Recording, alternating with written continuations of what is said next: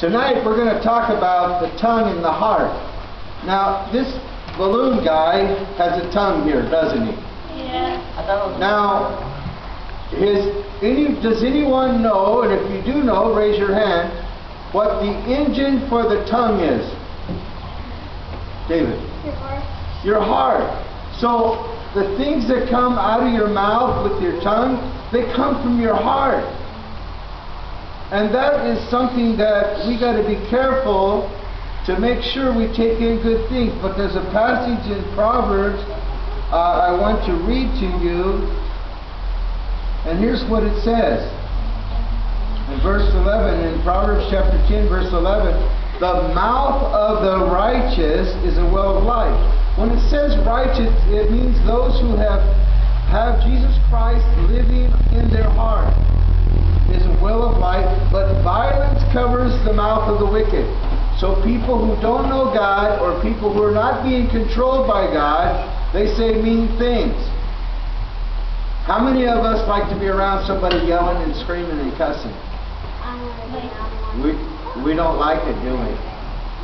We want to be around somebody that says nice things. Someone who encourages us.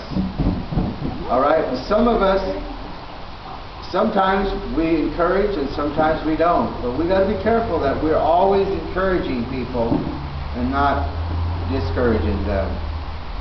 So it says, wisdom is found on the lips of him who has understanding. So if you're going to have understanding, it's got to be that you spend time with God and you pray. So I want you to remember that the engine you have is your heart or your tongue. Your tongue's engine is your heart. It says that, also it says there, whoever hides hatred has lying lips, and whoever spreads slander is a fool. So we're not to spread bad stories, wrong stories. We only speak the truth. And when we speak the truth, we need to speak it in love. But we're not to say bad things about people. And we're not to slander people. That means to say something that's not true about someone. That's something that we have to remember a lot. And it also says there, it says, he who restrains his lips is wise. I see today many young people getting a tongue ring, right? But maybe they should get tongue handcuffs. Maybe someone should make tongue handcuffs. And we should remember that. You know, we're going to get something in our tongue. Maybe it should be tongue handcuffs, right? Maybe they don't make it like that, but I've seen little tiny handcuffs, and that's something we should remember, is to restrain our lips or keep our tongue in the closet. And remember, the lips of the righteous feed many. I want to share one other couple of verses here, and then we're going to close. But it says in Galatians chapter 6, it says, be not deceived, God is not mocked. Whatever a man sows, that he will also reap. For he sows to his flesh, will of the flesh reap corruption, but he who sows to the Spirit will of the Spirit reap everlasting life.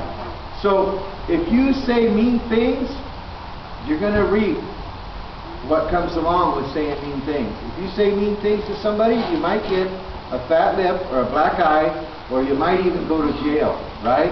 I know of people that have gone to jail and prison for the things they said. They said they were going to burn. I know one guy named Dale. Dale said that he was going to burn his mom's house down. They believed him because he'd gotten in trouble earlier. And you know what? He went to prison. So many times people go to prison and jail for things they say. And let's be people that obey God, and we say we're kind and we're sweet. Okay? Can we remember that? And don't be deceived, because God is not mocked. Whatever you sow, you're going to reap. If you plant corn in the ground, doesn't corn come up?